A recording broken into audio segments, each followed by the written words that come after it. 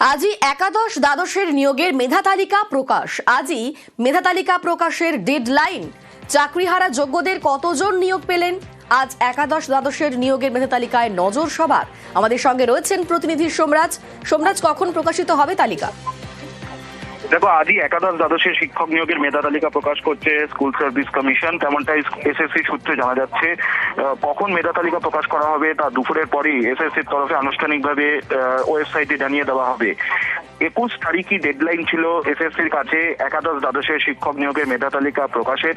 তুমি জানো যে সুপ্রিম কোর্টের নির্দেশে এসএসসি ফের এই নিয়োগ পরীক্ষা নিয়েছে। যে পরীক্ষা গত 7ই সেপ্টেম্বর সার্ভিস কমিশন লিখিত পরীক্ষা নিয়েছিল, তারপর দীর্ঘ প্রায় 1 মাস ধরে এসএসসি ইন্টারভিউ নেয়।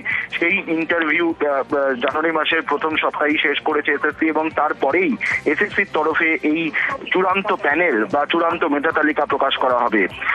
এবং এটা জানা যাচ্ছে যে আজ সন্ধ্যে বা রাতের দিকেই এই মেধা তালিকা প্রকাশ করতে চলেছে স্কুল সার্ভিস কমিশন। ইতিমধ্যেই তার প্রস্তুতি চূড়ান্ত হয়ে গেছে। এসএসসির তরফেও সেই প্রস্তুতি চূড়ান্ত হয়েছে, এবং 12,000-এরও বেশি যে শূন্য পদ রয়েছে একাদশ দ্বাদশের, যেখানে মোট 35টি বিষয় এসএসসি পরীক্ষা নিয়েছে। প্রত্যেকটি বিষয়ের মেধা তালিকা প্রকাশ করা হবে। সাবজেক্ট ওয়াইজ, ক্যাটাগরি ওয়াইজ মেধা তালিকা প্রকাশ করা হবে। আমরা আগেই জানিয়েছিলাম যে 21শে জানুয়ারির মধ্যেই এসএসসি মেধা তালিকা প্রকাশ করবে।